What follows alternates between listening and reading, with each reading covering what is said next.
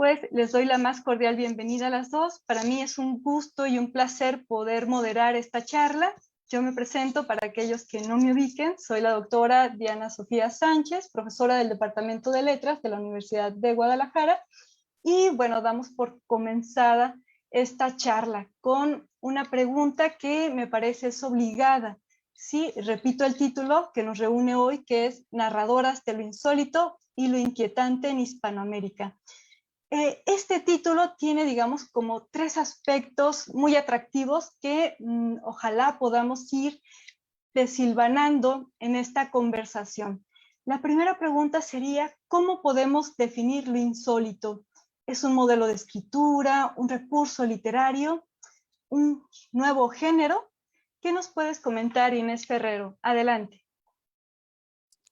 Muchas gracias, Diana. Bueno, antes de contestar, agradezco mucho tanto a la maestría en Estudios Mexicanos de la Universidad de Guadalajara como a la maestría en Literatura Hispanoamericana de la Universidad de Guanajuato por esta invitación. Y bueno, me da mucho gusto estar aquí con Cecilia, con ustedes.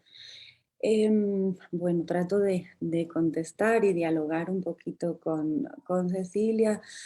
La verdad es que es una pregunta difícil, ¿no? Creo que hay relativismo en la pregunta y posiblemente haya relativismo en la respuesta, porque, porque en realidad cada grupo social o cada sociedad va a definir lo insólito y lo normal a su manera, ¿no? Pienso en tribus, no sé, pienso en comunidades o tribus originarias que consideran magia como normal o parte de su vida cotidiana, ¿no?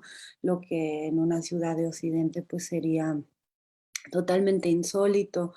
O sea que quizás en una primera instancia se trate de lo aceptado o de lo no aceptado socioculturalmente, ya sea en un plano natural o sobrenatural. Y luego a mí también pues, les confieso que me conflictúa un poco este asunto de las definiciones y las tipologías, o de esta necesidad académica de hacer tipologías de todo, porque no sé, siento que quizás una de las consecuencias de esta necesidad es que pues muchas tipologías acaban convirtiéndose como en estos términos paraguas súper amplios, ¿no? Que pierden poder descriptivo, que empiezan a hundirse un poco como en, en la confusión conceptual y a veces esta necesidad nuestra académica de generar tipologías pueden también ser responsables de causar aislamientos artificiales de los géneros que se analizan, separándolo de otros géneros o de otras categorías afines, y en este sentido yo sentiría que es más útil definir lo insólito en relación siempre con otras categorías que presenten elementos similares. Ahí en el prólogo del libro de Insólitas, donde de hecho aparece un relato de Cecilia, dice Teresa López Pellida que, la voy a citar, ¿no? Ella hace la siguiente definición y dice el diccionario que lo insólito es lo raro, lo extraño, lo desacostumbrado. Lo insólito nos permite observar el mundo desde el otro lado del espejo y deformar las imágenes de la realidad para mostrar su verdadero rostro. En esta antología, no se refiere a las insólitas, lo insólito es todo aquello que resulta extraordinario, lo que se sale de lo común, lo inusual, lo fabuloso, lo inexplicable, lo que aspira a ir más allá de la realidad. Bueno, tengo que estar pues, 100% de acuerdo con esta denominación. Ahora bien, las compiladoras de este libro consideran, al menos en ese prólogo, consideran lo insólito como género, y yo no lo consideraría un género en particular. Me parece problemático porque si lo considero un género, entonces lo tengo que diferenciar muy bien de lo fantástico, de la ciencia ficción, del realismo, de las literaturas de lo extraño. Y bueno, creo que lo insólito refiere a un evento de determinadas características, un recurso literario de determinadas características dentro de cualquiera de estos géneros. Creo que puede haber un evento insólito en una narrativa realista y creo que puede haber un evento insólito en una narrativa, pues sí, de orden no mimético, ¿no?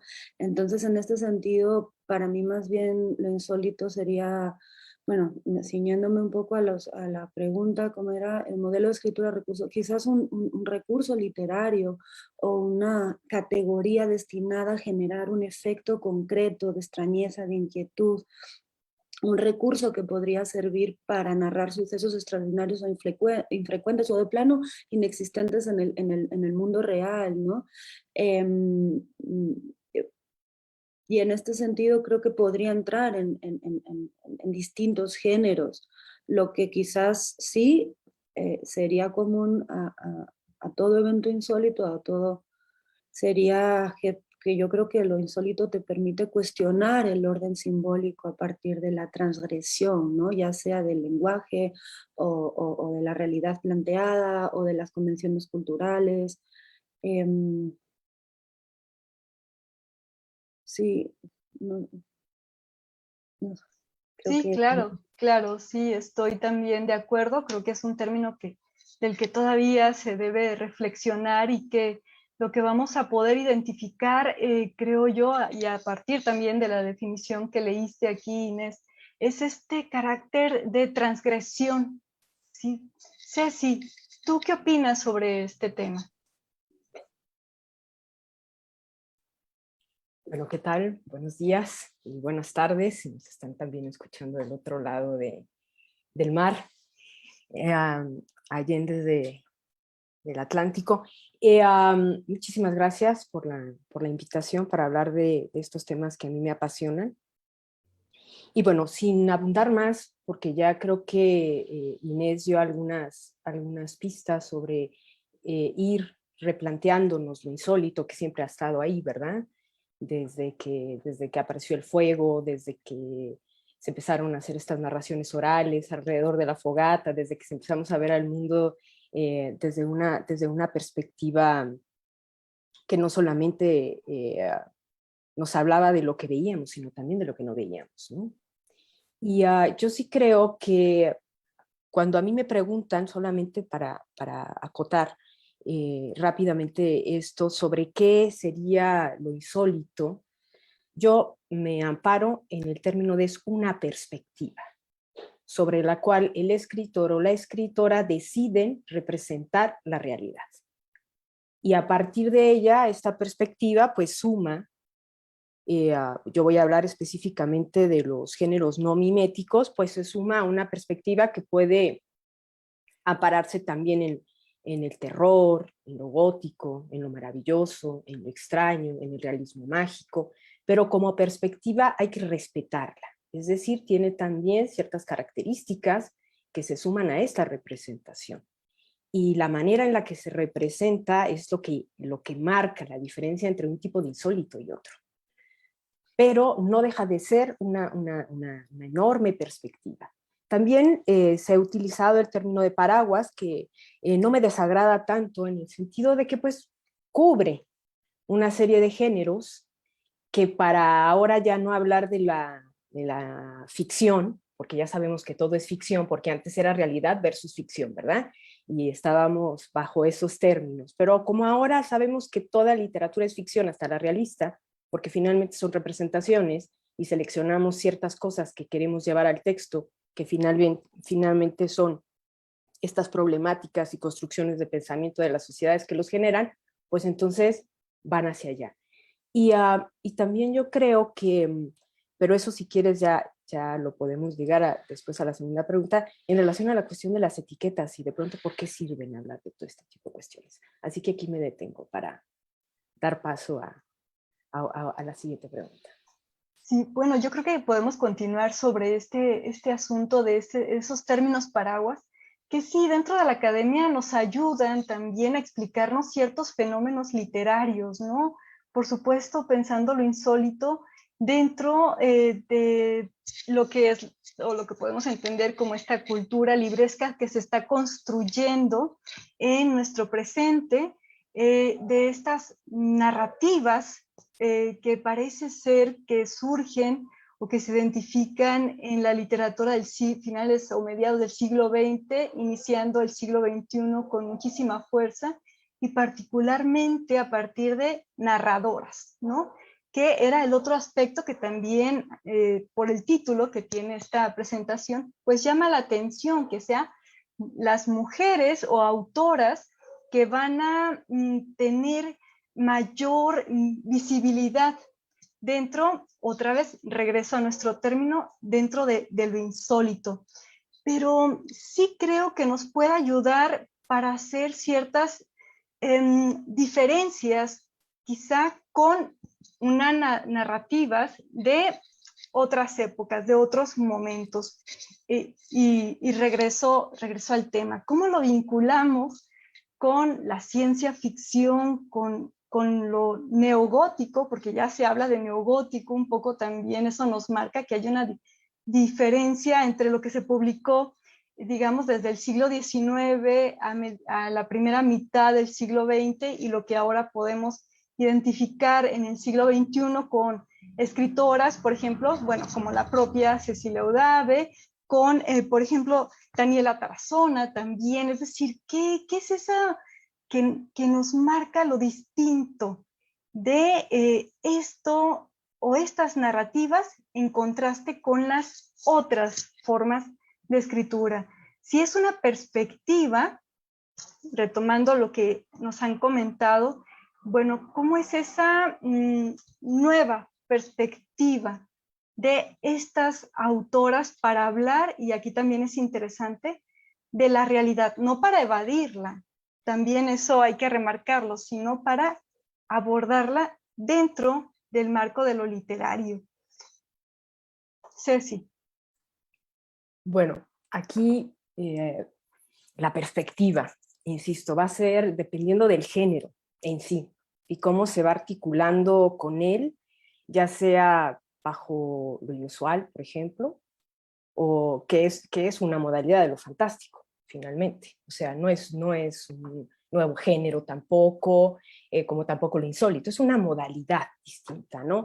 Ahora una manera de narrar también diferente. Ahora estoy pensando que se habla de lo gótico, ¿no? De lo que nosotros también conocemos como gótico, y ya se habla del gótico cotidiano, por ejemplo, que Paqui Noguerol lo toma mucho para referirse a ello. Luego está antes, ahora también me pareció curioso cuando se hablaba del realismo gótico en relación a lo que está haciendo, por ejemplo, Mariana Enríquez, y que uno dice, bueno, todas estas denominaciones pues también responden, sobre todo cuando aparece el realismo ligado a algo que nosotros consideramos de orden no mimético, podemos decir. Nos parece curioso que siempre sean instancias de consorcios editoriales para vender, para darle más impacto, como en su momento fue el realismo mágico, o como fue también el realismo maravilloso, para ubicar a ciertos autores, ¿no?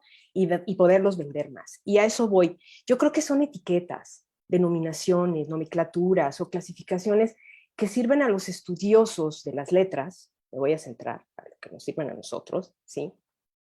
O a los analistas a ubicar y construir también cierta instrumentación que avale nuestras inquietudes personales, ¿no? Es decir, y en torno a eso vamos creando también nuevas nomenclaturas, pero porque nos sirven para fines específicos, sin esta intencionalidad de universarlos, ¿no? O de que todo el mundo lo siga, sino que de pronto necesitamos otra instrumentación para poder hablar y acercarnos a ciertos síntomas textuales que nosotros estamos viendo en los textos. Y aquí sí me gustaría, por ejemplo, ya que aparece lo de lo inusual y que también tiene varias confusiones, y qué es esto de lo inusual, y bueno, Carmen Alemán Ibáy lo está haciendo ahora para ubicar y conjuntar, con sus diferencias y semejanzas, ¿sí? Un grupo de escritoras, porque este fenómeno además se da mayoritariamente en mujeres, es lo más interesante, ¿no? Que están representando el mundo o narrándolo desde lo inusual, con todo lo que ya se comentó en realidad, ¿no?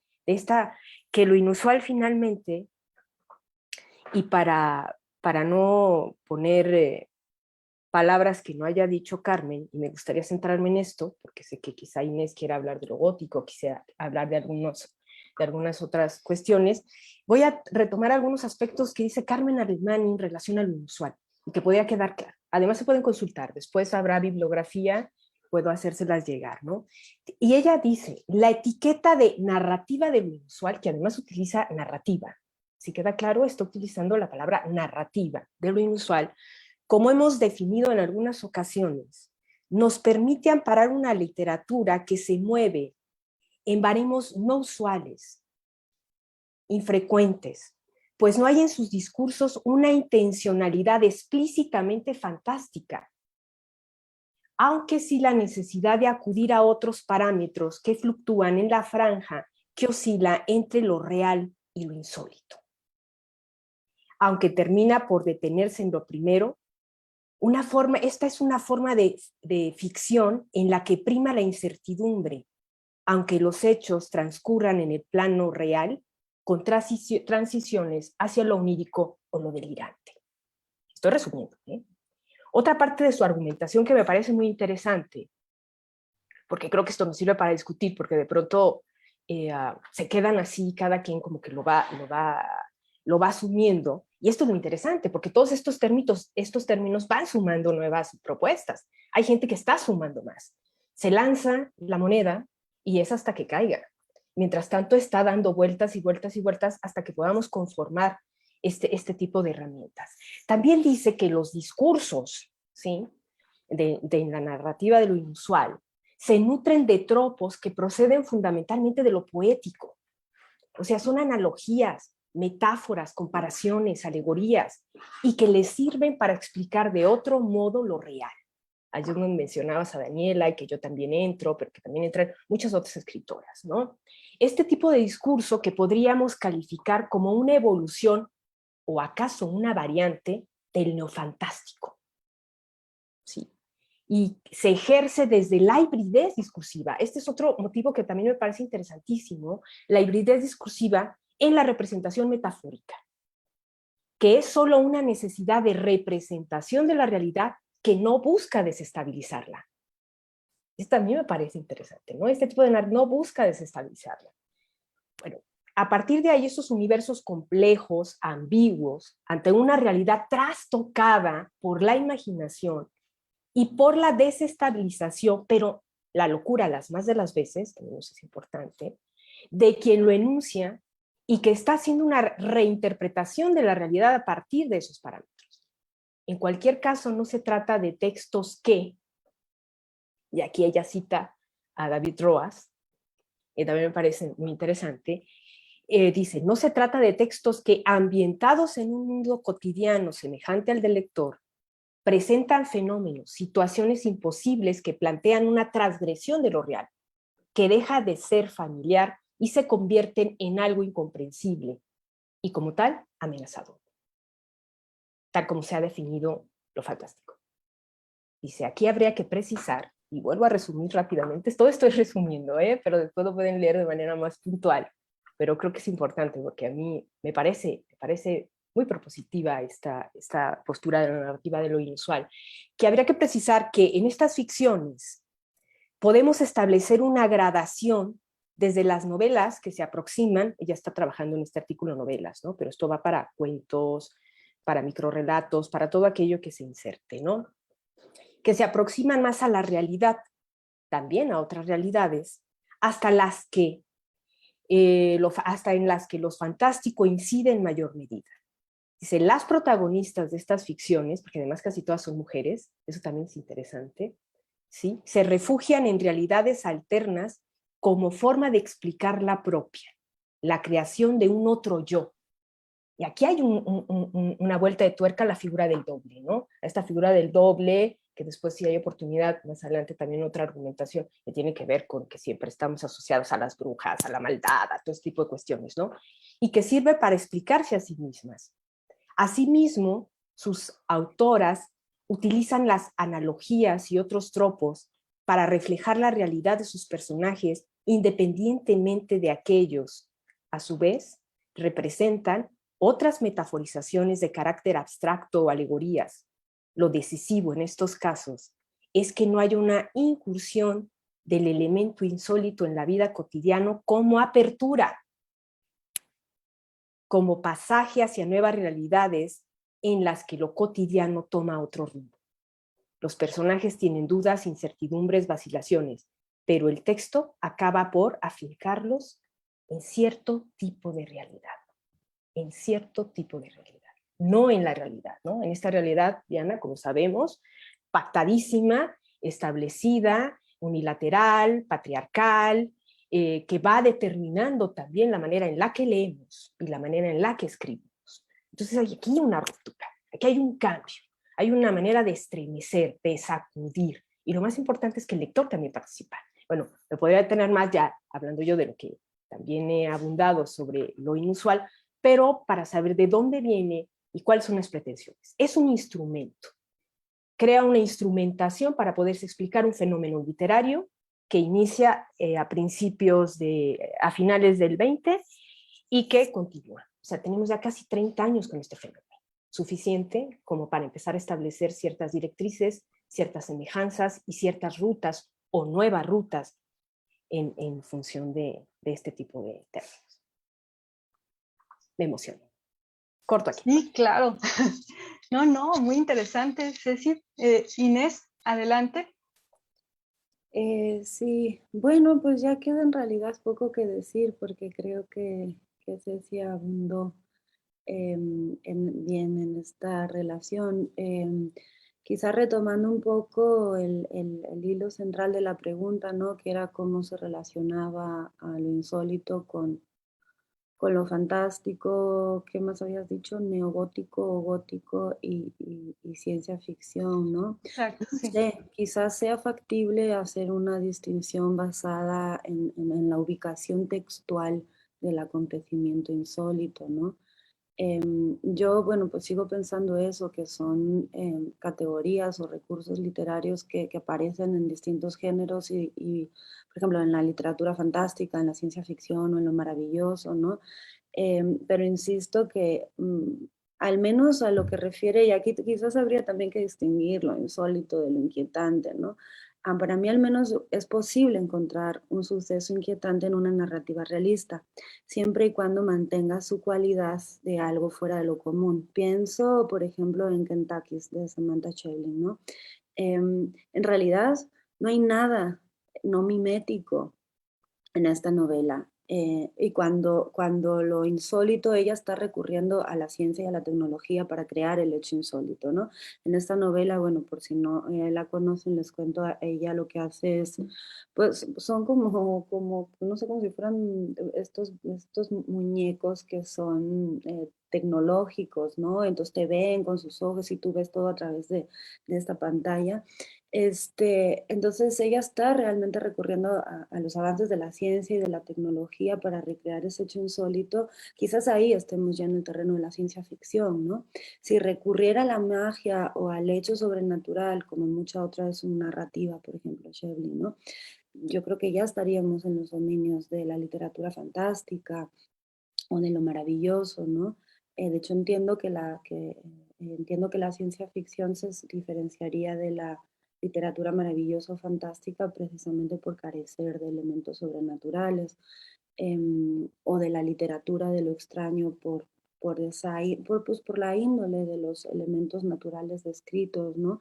Y por eso decía que en realidad, pues es que, no sé, son todo categorías que fluctúan mucho y a veces para mí pierden hasta su significado. Por eso digo que quizás sea factible una distinción basada en dónde se ubica textualmente ese acontecimiento insólito, ¿no? Pienso, por ejemplo, en los relatos de Cortázar, no voy a hablar, bueno, no estoy hablando ahorita de mujeres, pero en Cortázar, donde lo extraño va a suceder en el plano del discurso, ¿no? Pienso en Casa Tomado, pienso en Instrucciones para subir una escalera, que describe el acto cotidiano con una minuciosidad extrema y casi como si fuera pues sí, un manual o un folleto instructivo, y de repente todo se impregna de esta atmósfera inquietante o insólita, ¿no? Luego hay otras donde el elemento extraño o insólito figura en la psicología o en el punto de vista de los personajes. Esto pasa mucho en los relatos de Poe, por ejemplo, ¿no? Donde el narrador está dudando y no sabe si lo que vio es un producto de su alucin mental o realmente sucedió. Y después hay otras obras donde lo extraño figura o lo insólito en el plano referencial, o sea, en los sucesos tal cual narrados, ¿no? No sé, Árbol de las Brujas de Ray Bradbury, por ejemplo, lo tengo por aquí. Entonces, no sé, en este sentido creo que podría variar, ¿no? Dependiendo del propio texto literario y de dónde se ubique. Lo que sí quizás me quede claro es que, bueno, al menos desde donde yo lo entiendo, el concepto de realidad no es la piedra angular de la clasificación de lo inquietante, ¿no? De lo insólito.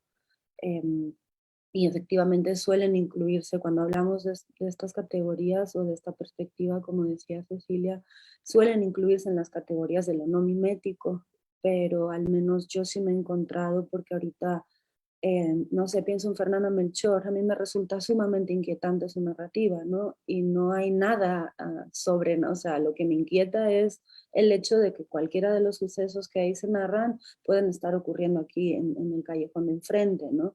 Y eso es lo que a mí realmente me horroriza y me inquieta, ¿no? Como lo que hace Enríquez también, yo tampoco entiendo este gótico realista que le han dado, la verdad. Sí veo guiños del gótico sureño, como ella pues, ha mencionado varias veces, ¿no? Elementos, pero creo que también es como una evolución, ¿no? El horror y el terror y ese acontecimiento insólito ya no está tanto en, no sé, en que se te aparezca un fantasma, sino en que se te aparezca un humano que te puede hacer cosas terribles, ¿no? Entonces, bueno, sí, no sé, creo que ahí lo dejo.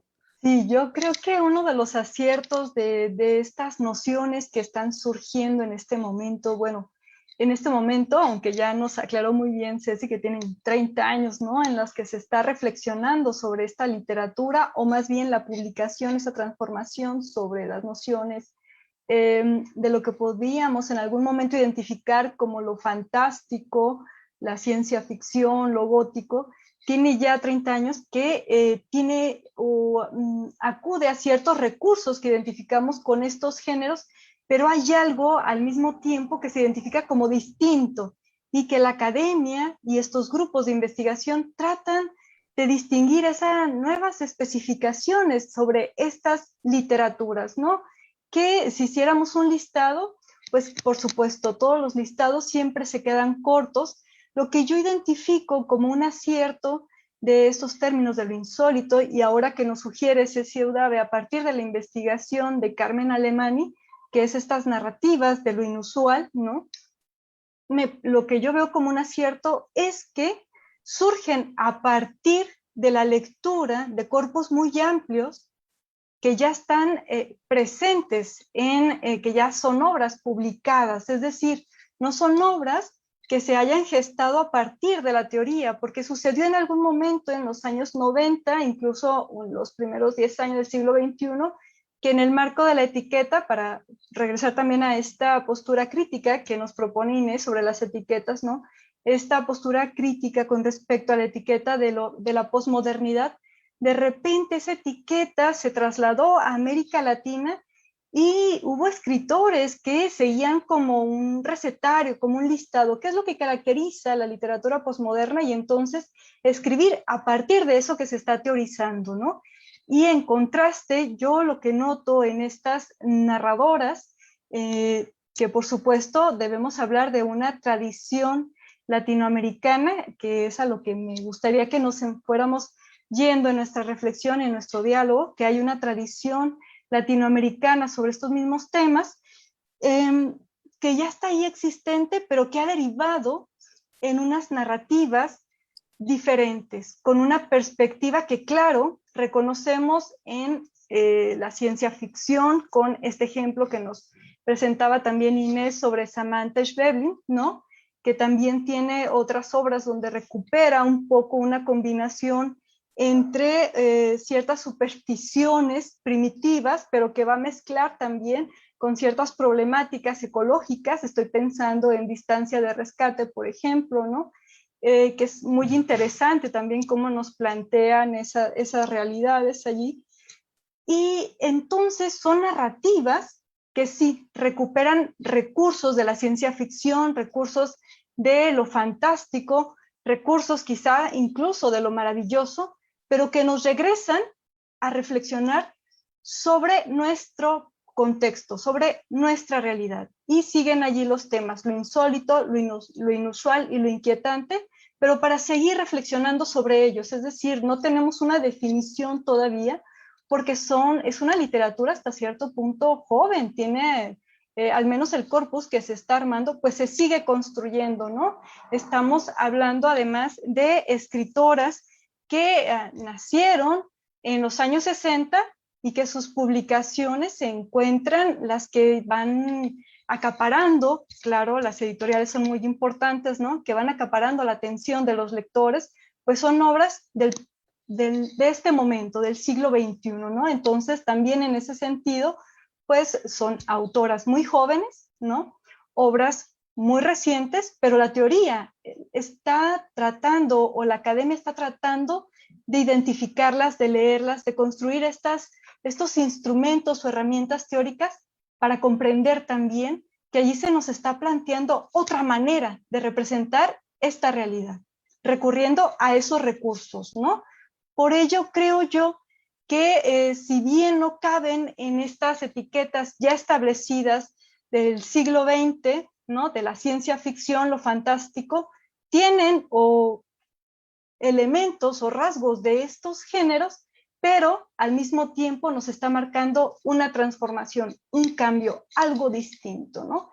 Voy a plantearles una pregunta que nos hacen en las redes sociales. Giazul Aguilar pregunta, ¿cuál es el nombre de la autora que citó Cecilia Audave y que efectivamente espera que por favor le pasen la bibliografía, ¿no? Ya me imagino tanto un listado de bibliografía tanto teórica como de estas autoras, que habrá que incluir también a Giovanna Rivero, por ejemplo, a Liliana Colanzi, son autoras bolivianas que curiosamente, aunque ya tienen tiempo escribiendo, bueno, hace poco, no sé cuántos años, pero quizá apenas un lustro, que están circulando por acá en México, ¿no? Pero que nos están revelando otro tipo de escritura, otras sensibilidades. Sin embargo, bueno, primero le cedo la palabra a Ceci para que pueda contestar esta pregunta. Bueno, antes de contestar la pregunta, solamente quería continuar un poco con el diálogo con Inés en relación a lo inquietante, rápidamente, que estoy de acuerdo en que estamos en terrenos movedizos, pero de alguna manera tenemos que ver cómo los vamos a cruzar, ¿no? Y qué va a quedar y qué se va a hundir, o sea, tenemos que proponer, o sea, todo el tiempo se trata, siempre se piensa en la academia como que acatamos y acatamos, ¿no? También la academia innova, también la academia se equivoca, también la academia todo el tiempo está buscando cuáles serán las mejores rutas, sobre todo para el análisis literario, ¿no? Porque yo no hago teoría, yo hago análisis literario y siempre estoy buscando este tipo de instrumentaciones o creando de pronto algunas instrumentaciones que me puedan servir. Pero en relación a lo inquietante, yo sí también considero que es un efecto. O sea, lo inquietante es un efecto. Y que es un recurso que se ampara en otros recursos también, para que funcione. Quería tomar porque se me hizo interesantísimo que de pronto hay gente que dicen que lo que hace Ampuero pues, podría ser como insólito, fantástico. No, o sea, no tiene nada que ver con eso. Y confunden, y aquí creo que también es muy importante, por eso voy a hacer esta breve acotación, confunden lo que es el terror con el horror. Y también confunde que el horror tiene distintas maneras de manifestarse. Y yo siempre me apego a una definición muy, muy clara y muy simple que da Stephen King en Danza Macabra, cuando dice que hay una diferencia entre terror, y esto me gusta mucho, cuyo efecto en el lector es gracias a lo sugerido y apela a la imaginación. Mientras que el horror se diferencia de aquel, ¿sí? Porque logra su eficacia en lo mostrado. el horror es explícito, debe ser físicamente perturbador. Entonces creo que entendiéndolo así, mucha de la literatura que se está haciendo ahora, que coincido, que para que sea inquietante no necesariamente tiene que estar afincada en géneros no miméticos, ¿sí? Y el horror como tal sí permite distintos estados. En algún momento yo escribí algo sobre hacia una clasificación del espacio del horror en la literatura para llegar hasta lo sobrenatural, ¿no? Ya hablaba del horror natural, ¿no? Luego está el horror preternatural y luego está el horror sobrenatural. Y en ese horror de pronto natural, pues podemos encontrar, no voy a dar las definiciones de cada uno de ellos, se puede consultar después el artículo si a alguien le interesa, pero sí creo que, por ejemplo, cuando leemos algunos textos de Shirley Jackson, ¿sí?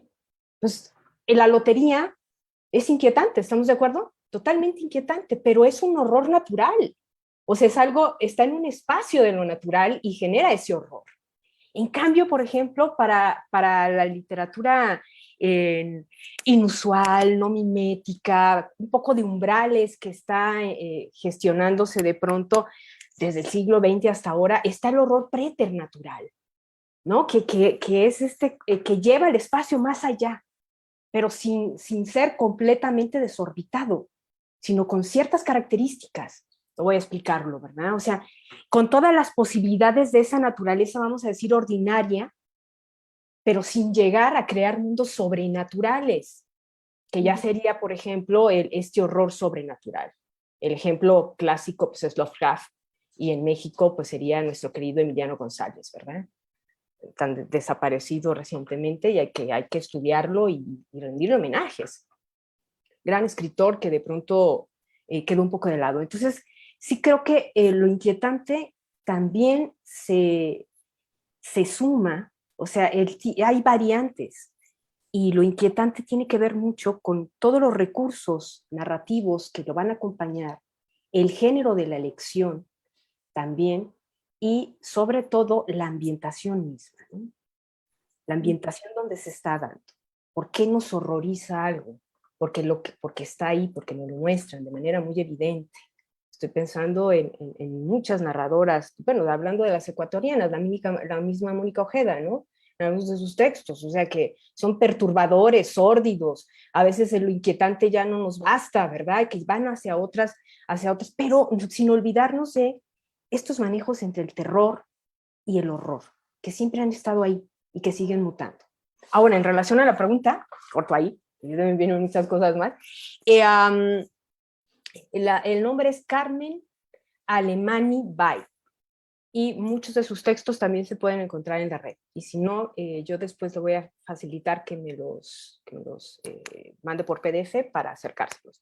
También está Benito García Valero, que está trabajando, pero él desde una postura mucho más teórica y que hace en las jornadas sobre lo insólito que tuvo lugar en la Universidad de Aguascalientes en colaboración con la Universidad de León, fueron 3 días hablando sobre ello. Y que próximamente, el próximo año, sí, claro, en la revista América Sin Nombre de la Universidad de Alicante, también va a salir un número especial al monstruo y a la manera en la que se está también manejando el monstruo. Porque el monstruo también, las figuras monstruosas están mutando. Y de pronto están estos monstruos reales, ¿sí? A los que nos enfrenta la narrativa, por ejemplo, de Ojeda o de Para seguir con las ecuatorianas o de Ampuero, pero luego están esos otros monstruos también, que tienen otras variantes a las que se están enfrentando otro tipo de escritoras, ¿no? Puedo hablar de Ileana Vargas aquí en México, también pensando en la misma Daniela Tarazona, ¿no? Cuando habla sobre el animal sobre la piedra, y ahí se discutía algo que me parece también muy inquietante para seguir con esto, que en la literatura de lo inusual, así como se habla del devenir animal, estábamos ya planteando la posibilidad del devenir monstruoso, porque son las mujeres que no se transforman, no es una metamorfosis tampoco, sino es un devenir monstruoso, que es diferente y que da un ángulo distinto, ¿no? Entonces, creo haber contestado la pregunta y pasamos al siguiente. Claro que sí, para sumar a lo que se está comentando y poder ceder la palabra a Inés, voy a retomar lo que planteaba el doctor Tomás Martínez acerca de la ubicación textual del acontecimiento, de lo que ya había comentado Inés, que precisamente es necesario reconocer esto de lo inusual, quizá ya de forma concreta, ¿no? En algunos ejemplos, con algunas obras literarias en específico. Y si por otra parte la idea del acontecimiento narrativo también nos daría material para reflexionar largamente. Por supuesto, Imelda Carvajal comenta, este tipo de recursos literarios, como por lo general, como lo menciona la doctora Cecilia Udave, genera efectos. ¿Creen que esto permite cierto tipo de apertura hacia el lector? Inés, ¿tú qué opinas? Para podernos adentrar hacia otro tema, que es la participación, por supuesto, del lector, ¿no? Con respecto a estas obras, para ese lector que va a completar el sentido, pero no solo eso, sino que además, bueno, va a experimentar esto de lo inquietante. Adelante, Inés. Sí, gracias, Diana. Bueno, claro, totalmente, el efecto siempre es en el lector, ¿no? Em, y, y en este sentido, pues bueno, sí, lo inquietante es, y para seguir un poco, porque me pareció muy interesante algunos de los puntos que mencionó ahorita Udave, ¿no? Entonces voy a seguir un poco en la línea que ella trazó. Y sí, o sea, es un efecto, es un recurso, quizás una categoría, una perspectiva. Para mí, sobre todo, es un efecto. El efecto principal es en el lector, ¿no? Pero también es una poética. Nosotras lo estamos trabajando también en nuestros proyectos de investigación como una poética, y en este sentido se vuelve otra vez, quizás hasta cierto punto problemático en el sentido de que se vuelve paraguas, ¿no? Hay muchas cosas que inquietan, hay muchas cosas que interrumpen el sosiego, que interrumpen la calma, y de hecho para mí sí hay un vínculo, ¿no? Con el horror, porque algo inquietante también te puede horrorizar, ¿no? Y lo que es súper interesante también es cómo estas narradoras están cambiando, o sea, ¿qué es ahora en pleno siglo XXI? ¿Qué es lo que, dónde está esa fuente del horror, ¿no? ¿Qué es lo que te inquieta? ¿Qué es lo que te horroriza?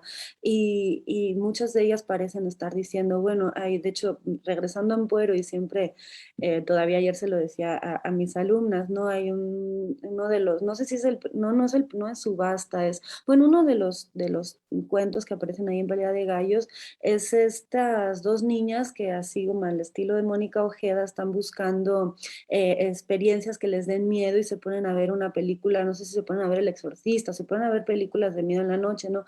Y su nana, la chica que las cuida, les dice, no tienen que tener miedo de los eventos sobrenaturales, de lo que tienen que tener miedo es de los humanos que los rodean, ¿no? Y es porque el papá de las niñas está abusando sexualmente de esta.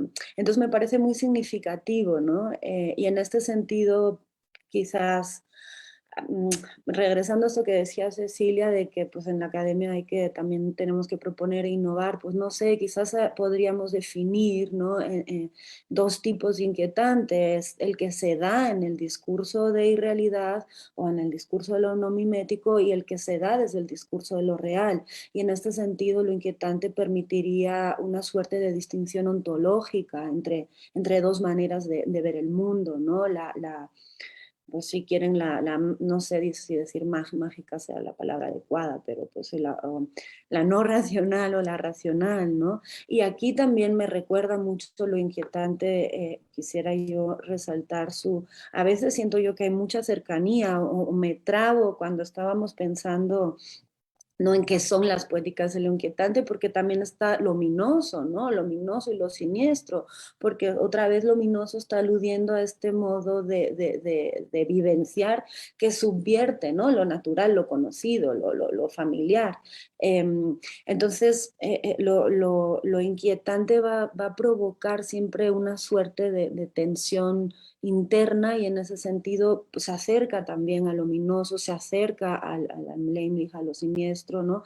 En el sentido de que eso, lo familiar de repente se desfamiliariza, ya sea dentro de un ámbito mimético o no mimético, ¿no? Y vuelvo a insistir que por supuesto estoy de acuerdo en que tenemos que ver de qué manera lo definimos y nos sostenemos en ello, pero resulta difícil separarlos bien porque entiendo que todos son experiencias estético-emocionales y todas son variantes hasta cierto punto de una misma experiencia estética, en lo que básicamente lo que está sucediendo es que eso antiguo conocido adquiere un carácter extranjero, no extraño, insólito, y se tiñe de inquietud porque no lo puedes comprender fácilmente en una primera instancia, ¿no? Decía, de hecho, Rosemary Jackson en un libro ya viejísimo, ¿no? Decía que que la literatura de lo insólito muestra aquello que debería permanecer oculto. Entonces, si para ella lo insólito es eso, es la misma definición también que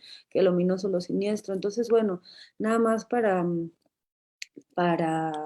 pues ponerlo todavía más, más enredado a dialogar quizás con otros términos más, ¿no? Pero es muy interesante y también concuerdo en que hay que tratar de, pues sí, de tener una definición que nos funcione, ¿no? Sobre todo desde la academia, a veces lo necesitamos. Pues aportar una definición, pero al mismo tiempo contemplar que está abierta al cambio, ¿no? Una definición que nos pueda ayudar a comprender ciertos fenómenos con respecto a cierto corpus, pero entender que puede tener otras variantes, que puede irse afinando conforme ese corpus se va ampliando, ¿no?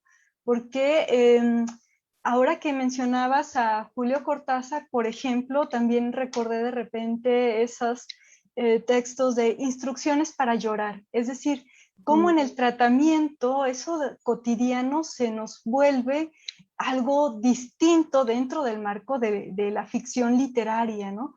Sin embargo, en estas obras, en todos estos libros que han mencionado y que de repente hemos recordado con estas escritoras contemporáneas, podemos identificar en eso que debería y te cito a ti de lo que acabas de mencionar, muestra aquello que debería permanecer oculto. ¿Qué es eso? ¿Qué son esos temas o esos problemas que nos van revelando estas escritoras del siglo XXI?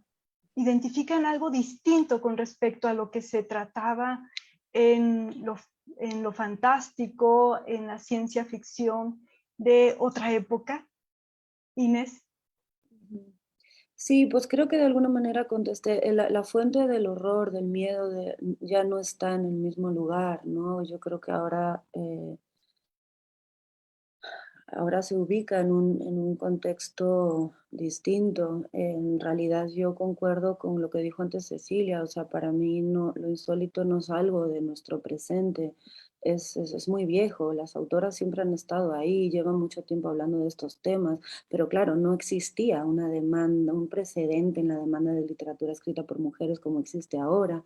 Ahí tendríamos que verlo más en términos de un fenómeno editorial, ¿no? Ha habido también, o sea, el hecho de que ciertas novelas, la colección de, no me acuerdo ahorita qué editor era el que comentaba en esto, ¿no? Pero decía que para hablar de, o sea, que es claro que las editoriales hace tiempo que están dando gran impulso a la literatura escrita por mujeres porque hay una demanda también del público, ¿no? Se publica a la vez Distancia de Rescate, Las cosas que perdimos en el fuego y una novela que ahorita no me acuerdo de Paula Blay-Charac, por ejemplo, en España, y fue así como pues todo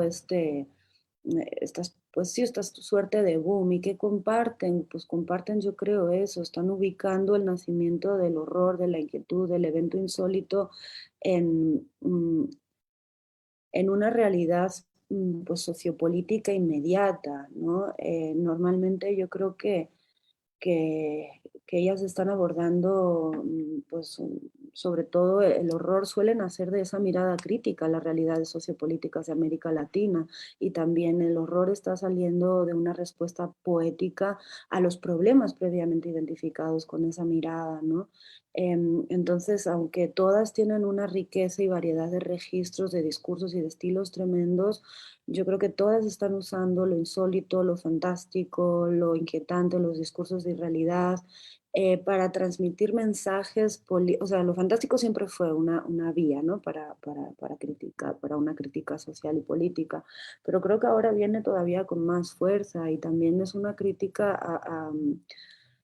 a ciertos contextos que tienen que ver con, específicamente con problemas relacionados con la mujer, ¿no? Con abusos intrafamiliares, con violaciones, con feminicidios, con la legalización del aborto. Y de alguna manera, de hecho, bueno, nuestro proyecto de Poéticas de lo Inquietante se llama también Incendiarias Inquietantes, porque yo creo que lo que comparten es ese deseo de incendiar la mente de sus lectoras también, ¿no? Y cuando el horror sale de algo tan cercano, como les decía, o sea, a mí físicamente, leer, siempre lo digo también, ¿no? Físicamente leer Temporada de Huracanes, yo me fui haciendo me iba haciendo más chiquita, me iba haciendo más chiquita, acabé en el cuarto de lavado, vino mi hija a preguntarme que por qué, qué hacía ahí, y yo no me había dado cuenta cómo me había ido, o sea, corporalmente incluso me había ido desplazando, ¿no? Y no hay nada no mimético ahí, pero era realmente escalofriante para mí todo eso, ¿no? Entonces creo que el cambio está en que yo creo que quizás nunca antes con tanta fuerza y además muy bien porque lo están haciendo, son muy buenas, muchas son muy buenas, y lo hacen con imágenes muy bonitas y a veces una se pregunta, pero ¿por qué estoy mal de la cabeza que ando leyendo estas cosas no tan espantosas? O sea, porque es o algo como nefando, por lo mismo, o sea, es casi que te dan ganas a veces hasta de vomitar, ¿no? Cuando lees esas cosas. Y yo creo que no, eso es la gran diferencia, ¿no? Nunca antes se había descrito de manera tan cruda, de manera tan salvaje, incluso esa realidad y la fuente del horror ya no viene de aquel fantasma, ya en el siglo XXI no nos asusta un fantasma, ¿no? Es claro. Entonces, no sé, creo que yo ubicaría ahí el cambio en la propia temática que están planteando también, quizás, ¿no? Em, Sí, entonces en ese sentido, pensando, y me parece muy oportuna la pregunta, ¿dónde está la fuente de estas escritoras para retomar esos recursos, ¿no? Y buscar ese efecto inquietante y construir narrativas que efectivamente podemos identificar incluso elementos, de lo fantástico, de la ciencia ficción y demás, pero si bien construyen realidades propias, también nos regresan a nuestro presente o nuestro pasado más próximo. Ceci, en ese sentido, sí, es una literatura que construye nuevas realidades, pero para regresarnos, ¿tú crees, a esta realidad práctica en la que nos encontramos inmersas? Ahora sí, hablando y poniendo el énfasis en el género, ¿no? En lo femenino, inmersas. Bueno, yo estoy estudiando últimamente a escritoras novísimas, ¿no? Nacidas en los 80. Estoy pensando ahorita para aterrizarlo en Lola Ancira y en Atenea Cruz, por ejemplo, que me parecen dos ejemplos notables de cómo se está escribiendo narrativa en México a partir también de la hibridez.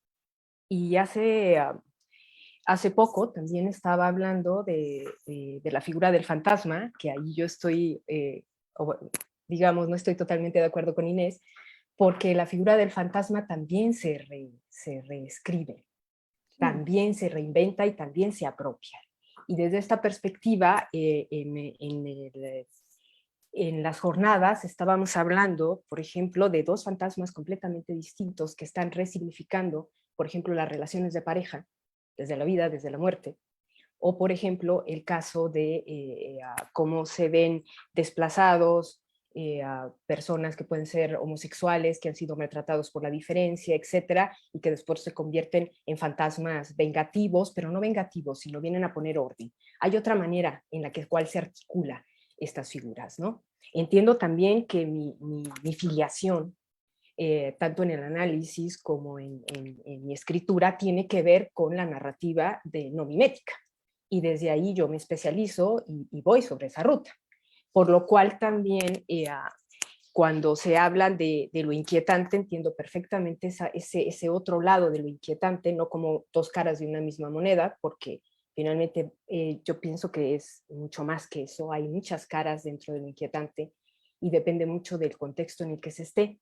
Pero yo estoy trabajando con estas nuevas autoras en el libro de Corazones Negros de Atenea Cruz, que hay que leerlo, y el libro del Vals de los Monstruos de Lola Ancira. Hablo de las narrativas elípticas como una estrategia contra el mal. Estas escritoras están escribiendo historias del mal para atacar al mal. O sea, es el mal contrarrestando al mal.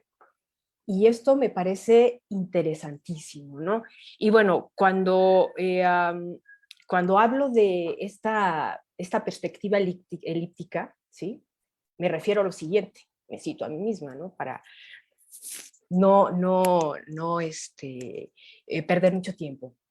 Es que aplastan el plano cartesiano de la sociedad cuya circunferencia inamovible las excluía. Estoy hablando de las mujeres, porque básicamente es algo que están haciendo también las mujeres, ¿no? Si no podían, que las excluía, si no respondían a los modos de representación impuestos de lo femenino. Esta escritura es en su anamorfosis, no olvidemos que deriva del griego y significa transformar, ¿sí? Intenta modificar, desestabilizar ese preconstruido de la mujer malvada, maligna, pecadora, demoníaca, perversa, acarreadora de los males que aquejan la sociedad, convirtiéndolos en entes supremos y receptáculos de la maldad. ¿Sí? Para conseguirlo, esto es lo que más me gusta, las nuevas generaciones han adoptado una nueva elíptica escritural, la estrategia de enfrentar el mal contra el mal.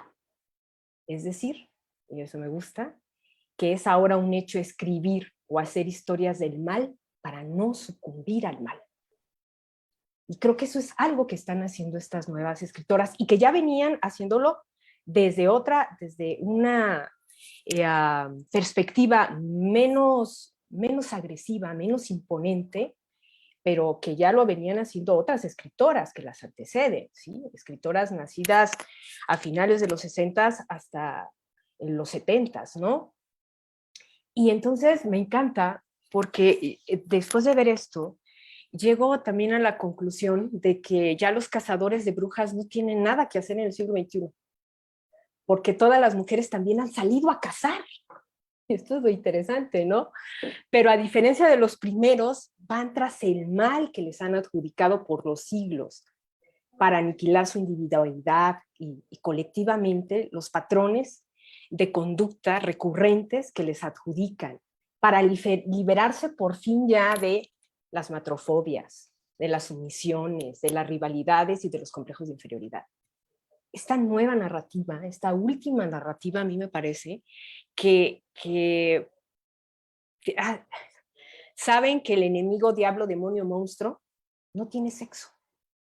Es interesante, porque no están trasladando tampoco el mal. Ellos de pronto también pueden hablar de hombres y de mujeres y están generando este tipo de historias. Ya no solamente enunciados desde esta perspectiva, claro, su perspectiva de mujer, porque es donde se está descalificando de manera más evidente, pero finalmente es para revitalizar también la puesta en escena de todas las variantes que se puede tener como mujer dentro del contexto también de estas sociedades unilaterales. No, podría extender sobre ello, ya he escrito varias cosas, pero creo que esa es una nueva estrategia, novísima, que me encanta, atacar el mal con el mal.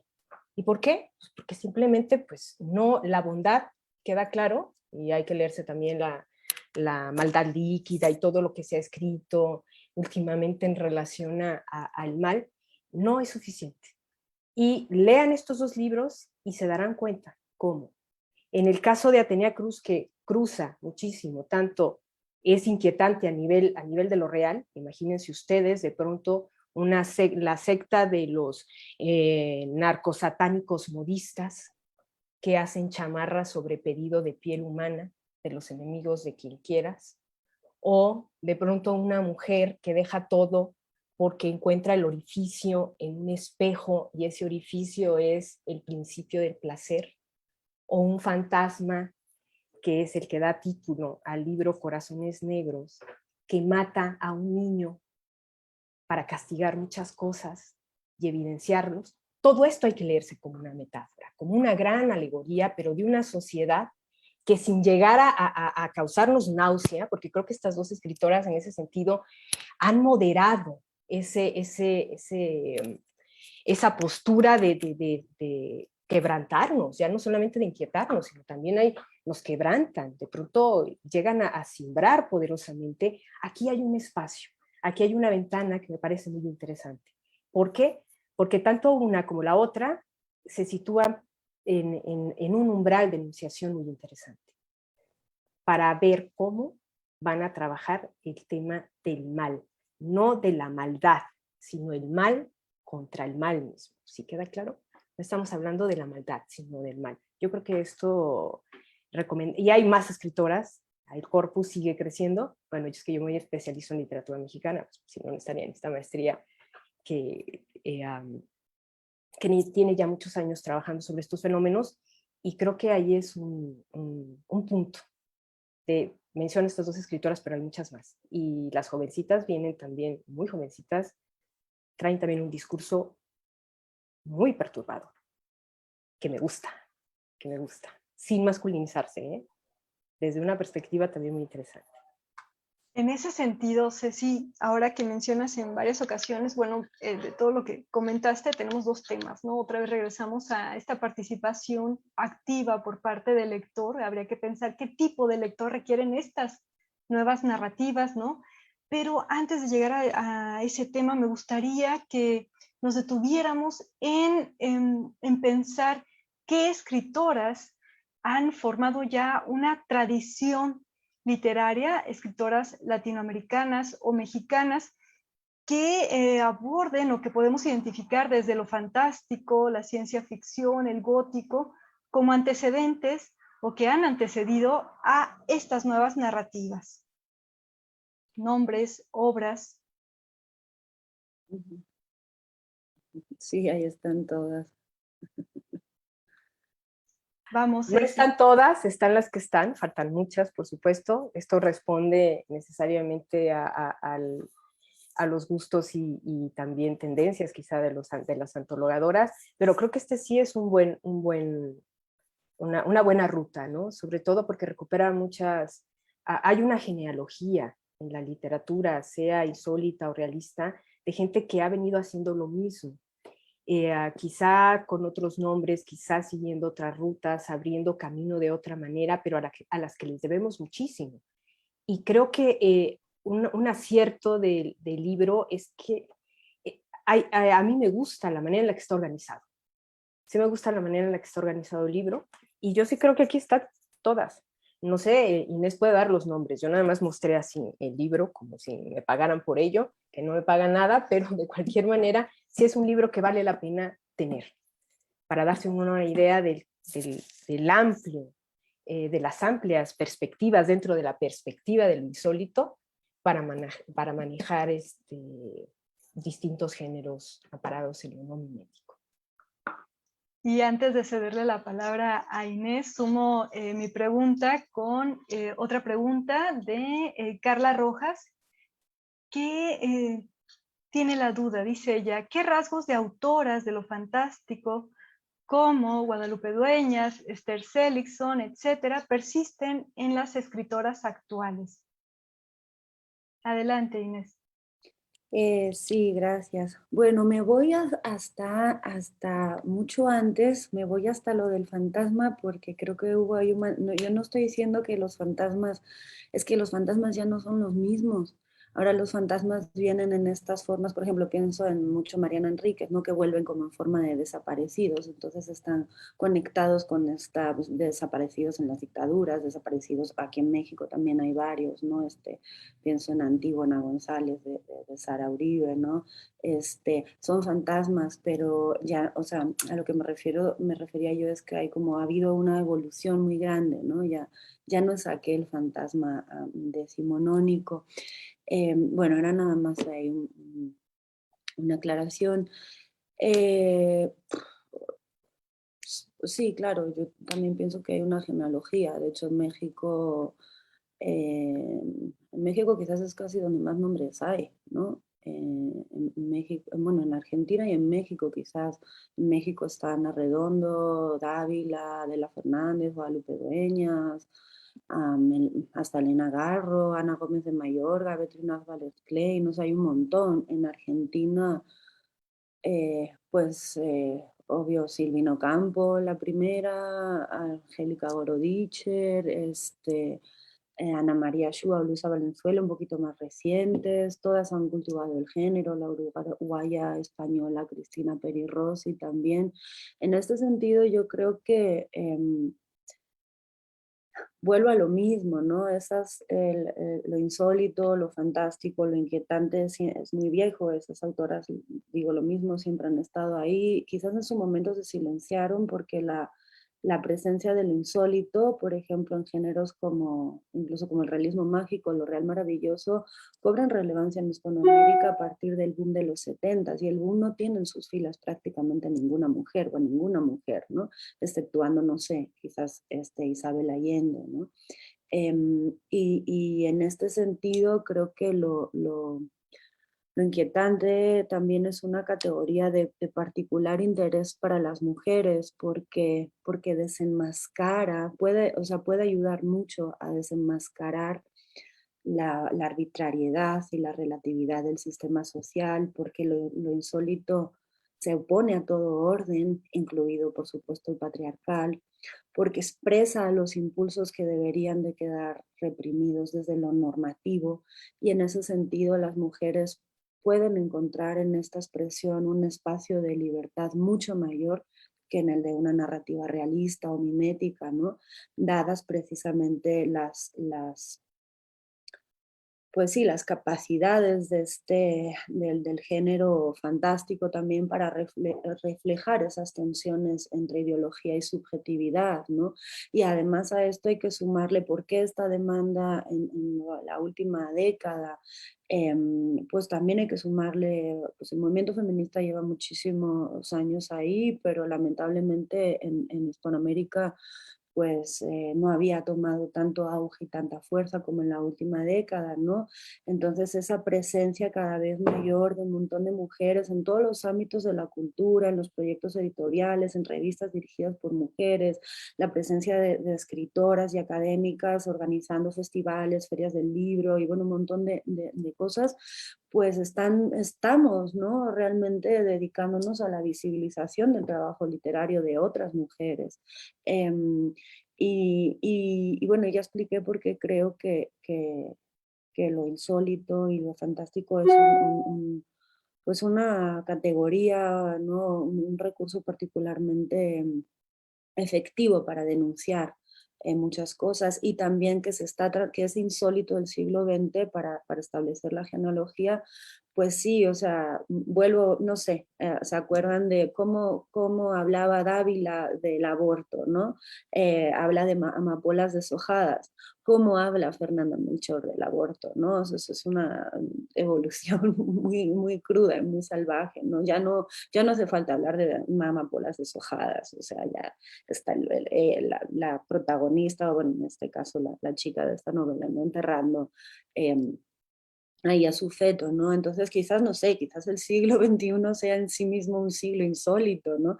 Decían también las compiladoras bueno, Teresa en ese prólogo del libro que enseñó ahorita Cecilia, que el cambio de siglo había propiciado un cambio en la recepción del cultivo de lo fantástico, que podríamos describir como un proceso de naturalización del género en la tradición cultural de Occidente, y estoy plenamente de acuerdo con ella en este sentido, ¿no?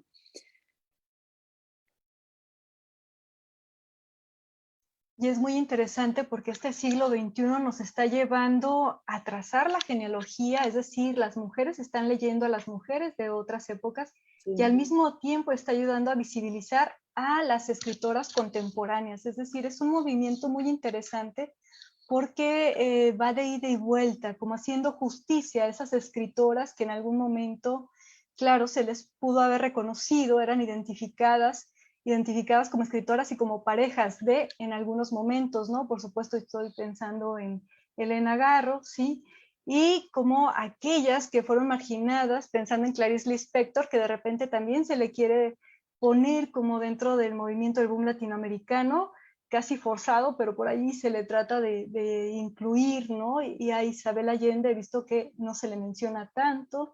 Es decir, siempre estamos como en ese conflicto dentro de ir trazando como la historia de la literatura. Sin embargo, ahora que hay una mayor visibilidad, pues están en esas relecturas y también en remarcando que existen otras formas de experiencia que se pueden transmitir a través de la literatura y que claro, este nuevo auge está ayudando muchísimo, ¿no? A que sean visibles todas ellas y yo creo que hay que seguir indagando porque en algún momento escuchaba la crítica, ahorita olvidé el nombre de la autora que decía, de cualquier manera hay otras escritoras que si no caben dentro de alguno de estas nuevas etiquetas, tampoco se les está dando ese reconocimiento o esa visibilidad, ¿no? Por allí, ¿qué quiere decir esto? Pues que sigue abierto el camino y la necesidad de seguir ampliando ese corpus, ¿no? Que mencionábamos al inicio. Para concluir solamente, Beth Guzmán Lima nos pregunta dónde se puede conseguir el libro de Insólitas, si pueden comentarle, y para ya poder cerrar esta charla tan interesante y agradecerles muchísimo a Inés Ferrero, a Cecilia Udave por su participación y poder cederle la palabra a la doctora Claudia Gutiérrez, coordinadora de la maestría en literatura hispanoamericana de la Universidad de Guanajuato, pero no quería irme sin que le pudieran decir a Beth Guzmán dónde pueden conseguir este libro, por favor. Amazon. Pues ahora en la Feria del Libro, si están en Guadalajara, seguramente habrá, y está en librerías, en varias librerías. Creo que también ya en los puntos de Educal, también ya va a llegar todo el catálogo de Páginas de Espuma. Reitero mi agradecimiento, Ceci, Inés, para ceder la palabra a la doctora Claudia Gutiérrez.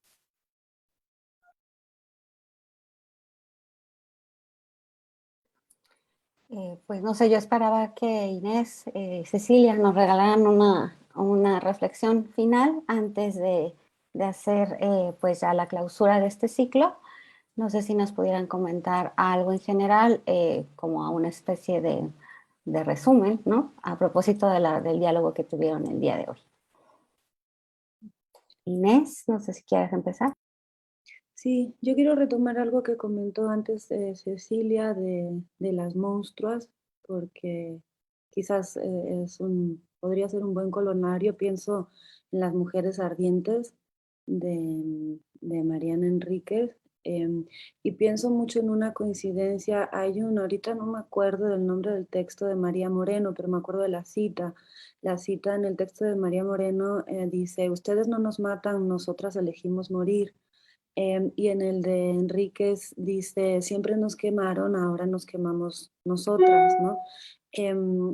Entonces me parece muy interesante este texto, quizás como corolario, porque en ese cuento el hecho insólito, el hecho extraño, está ubicado en ese gesto siniestro de dimensión política, ¿no? Que es el que, y aparece como estas monstruas, ¿no?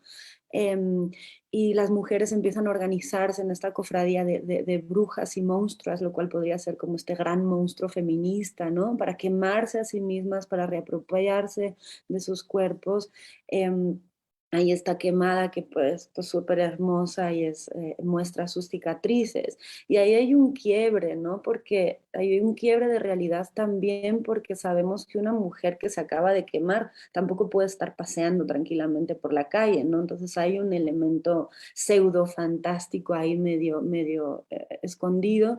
Y pues no sé, me parece bonita esa imagen de las mujeres ardientes para terminar, porque de alguna manera se ve como el evento insólito cambia, ¿no? La fuente es otra, es esta dimensión política, pero reúne esos elementos inéditos o inusuales, extraños, ¿no? Y lo vincula con, pues sí, con los modos de reapropiación, perdón, de reapropiación y de agenciamiento que también están proponiendo estas nuevas narrativas, ¿no?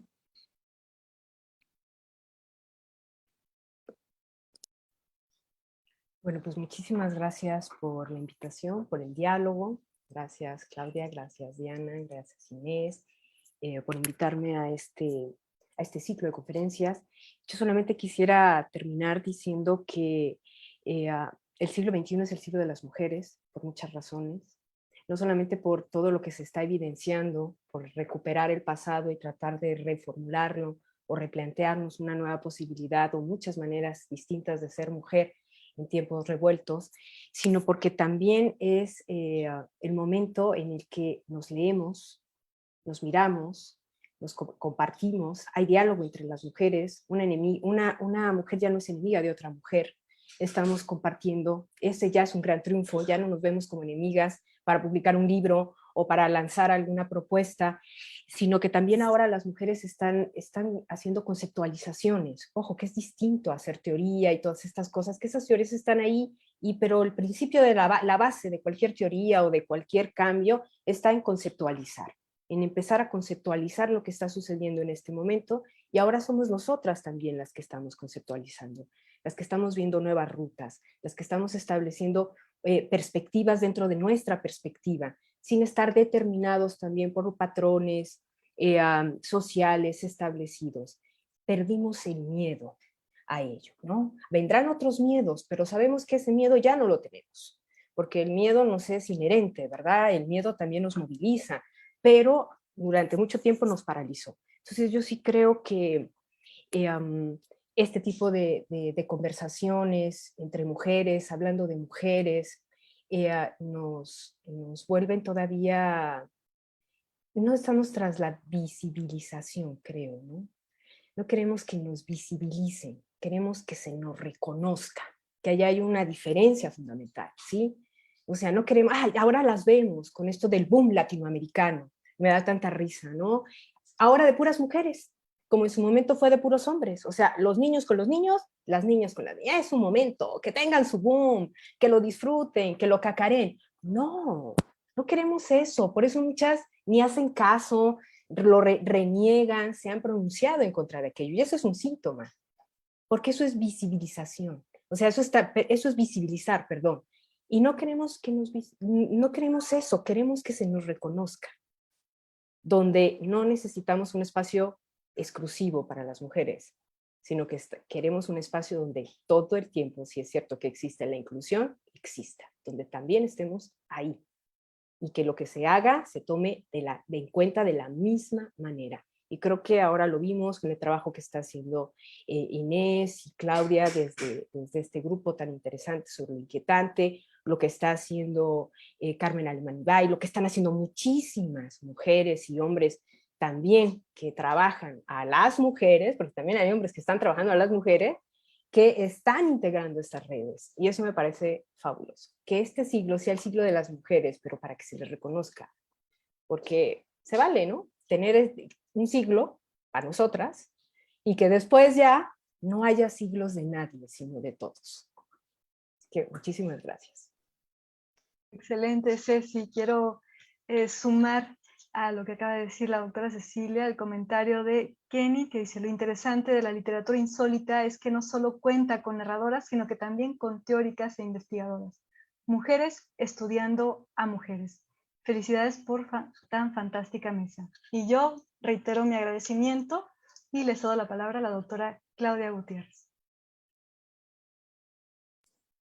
Muchísimas gracias, Diana. En efecto, un cierre creo que de lujo, como menciona también Tomás por ahí en el chat.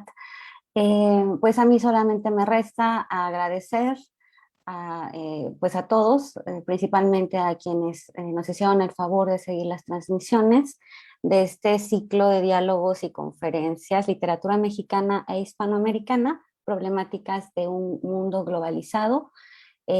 Quiero agradecer y recordar la participación de todos los que estuvieron en este ciclo. Muchas gracias a Ana María Mar, Miguel Rodríguez Lozano, Laura Miklos, Dora Bacus, Inés Ferrero, Cecilia Udave, a Tomás Martínez, Petra Bader, Gabriela Menzel y por supuesto a Diana Sánchez, que nos acompañó en esta última sesión. Y pues nada, agradecerles a todos, ojalá que tengamos un segundo ciclo el siguiente año para seguir dando continuidad a esta colaboración entre la Universidad de Guadalajara, la Universidad de Otto-Loran y la Universidad de Guanajuato. Muchísimas gracias a todos y que tengan un excelente día. Hasta pronto. Muchísimas gracias.